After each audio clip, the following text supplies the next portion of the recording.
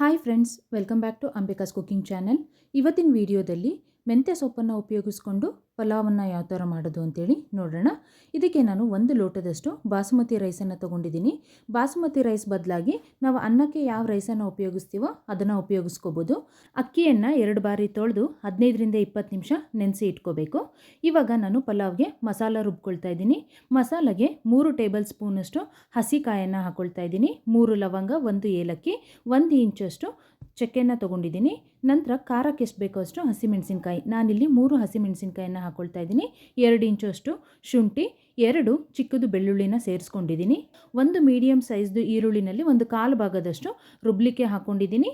1 ಹಿಡಿಯಷ್ಟು ಕೊತ್ತಂಬರಿ ಸೊಪ್ಪು, ಇದಿಷ್ಟನ್ನು ನಾವು ನುಣ್ಣಗೆ ಪೇಸ್ಟ್ ಮಾಡಿ ಇಟ್ಕೋಬೇಕು. ಇವಾಗ ಪಲಾವ್ಗೆ ಒಗ್ಗರಣೆ ಹಾಕ್ಕೊಳ್ತಾ ಇದ್ದೀನಿ. 3 ಟೇಬಲ್ ಸ್ಪೂನಷ್ಟು ಎಣ್ಣೆ, 1/4 ಟೀ ಸ್ಪೂನಷ್ಟು ಸಾಸಿವೆ, 1/4 ಟೀ ಸ್ಪೂನಷ್ಟು ಜೀರಿಗೆ, ನಂತರ 2 ಮೀಡಿಯಮ್ ಸೈಜ್ದು ಈರುಳ್ಳಿನ ಉದ್ದಕ್ಕೆ ಕಟ್ ಮಾಡಿ ಸೇರಿಸ್ಕೊಂಡಿದ್ದೀನಿ. ಈರುಳ್ಳಿದು ಸ್ವಲ್ಪ ಹಸಿ ವಾಸನೆ ಹೋಗೋವರೆಗೂ ಚೆನ್ನಾಗಿ ಎಣ್ಣೆಯಲ್ಲಿ ಫ್ರೈ ಮಾಡಿಕೊಂಡು 2 ಪಲಾವ್ ಎಲೆ ಸೇರಿಸ್ಕೊಳ್ತಾ ಇದ್ದೀನಿ.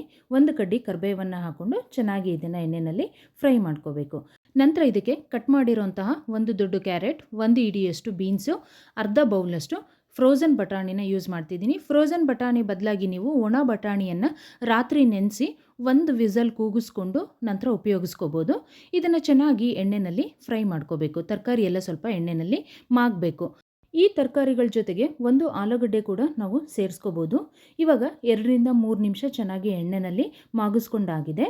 ನಂತರ ಇದಕ್ಕೆ ನಾನು 1 ಕಟ್ಟಷ್ಟು ಮೆಂತ್ಯ ಸೊಪ್ಪನ್ನು ಚಿಕ್ಕದಾಗಿ ಕಟ್ ಮಾಡಿ ಸೇರಿಸ್ಕೊಳ್ತಾ ಇದ್ದೀನಿ.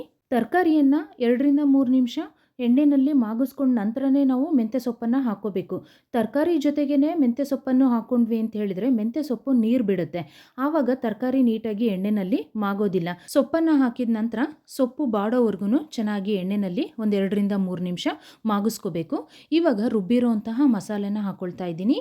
ಮಸಾಲೆಗೆ ನಾನು ಪುದೀನ ಸೊಪ್ಪನ್ನು ಉಪಯೋಗಿಸಿಲ್ಲ. ಪುದೀನ ಸೊಪ್ಪನ್ನು ಹಾಕಿದ್ವಿ ಅಂತ ಹೇಳಿದರೆ ನಮಗೆ ಮೆಂತ್ಯ ಸೊಪ್ಪಿಂದು ಫ್ಲೇವರು ಬರೋದಿಲ್ಲ ಪಲಾವ್ಗೆ.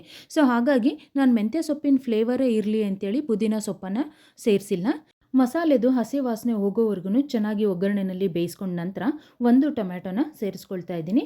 ಟೊಮ್ಯಾಟೋನ ಮೊದಲಿಗೆ ಸೇರಿಸಿದರೆ ಪಲಾವ್ದು ಕಲರು ಚೇಂಜ್ ಆಗುತ್ತೆ. ಟೊಮ್ಯಾಟೊ ಚೆನ್ನಾಗಿ ಬೆಂದಾಗ ನಮಗೆ ಕಲರು ಸ್ವಲ್ಪ ಚೇಂಜ್ ಆಗುತ್ತೆ. ಸೊ ಹಾಗಾಗಿ ಕೊನೆಯಲ್ಲಿ ಟೊಮ್ಯಾಟೊ ಸೇರಿಸ್ಕೋಬೇಕು. ಇವಾಗ ನಾನು 1 ಲೋಟ ಅಕ್ಕಿಗೆ 1.5 ಲೋಟದಷ್ಟು ನೀರನ್ನು ಉಪಯೋಗಿಸ್ತಾ ಇದ್ದೀನಿ. ಬಾಸುಮತಿ ರೈಸ್ ಆಗಿರೋದ್ರಿಂದ ನಮಗೆ 1ಕ್ಕೆ 2 ನೀರನ್ನು ಹಿಡಿಯೋದಿಲ್ಲ. 1.5 ಲೋಟದಷ್ಟು ನೀರು ಸಾಕಾಗುತ್ತೆ. ನಂತರ ರುಚಿಗೆ ತಕ್ಕಷ್ಟು ಉಪ್ಪನ್ನು ಸೇರಿಸಿ ನೀರನ್ನು ಕುದಿಲಿಕ್ಕೆ ಬಿಡ್ತಾ ಇದ್ದೀನಿ. ನೀರು ಕುದಿಯುವಾಗ ಅಕ್ಕಿಯನ್ನು ಸೇರಿಸ್ಕೊಂಡು ಒಂದ್ಸಲ ಚೆನ್ನಾಗಿ ಮಿಕ್ಸ್ ಮಾಡ್ಕೋಬೇಕು. ಮಿಕ್ಸ್ ಮಾಡುವಾಗ ತುಂಬ ಹಗುರವಾಗಿ ನಾವು ಮಿಕ್ಸ್ ಮಾಡ್ಕೋಬೇಕು. ಇಲ್ಲ ಅಂತ ಹೇಳಿದರೆ ಅಕ್ಕಿ ಒಡೆದೋಗುತ್ತೆ. ಸೊ ಹಾಗಾಗಿ ಚೆನ್ನಾಗಿ ಒಂದ್ಸಲ ಹಗುರವಾಗಿ ಮಿಕ್ಸ್ ಮಾಡ್ಕೊಂಡ ನಂತರ ಕುಕ್ಕರ್ ಲಿಡ್ಡನ್ನು ಕ್ಲೋಸ್ ಮಾಡಿ 1 ವಿಸಲ್ ಕೂಗಿಸ್ಕೊಂಡ್ರೆ ಸಾಕಾಗುತ್ತೆ.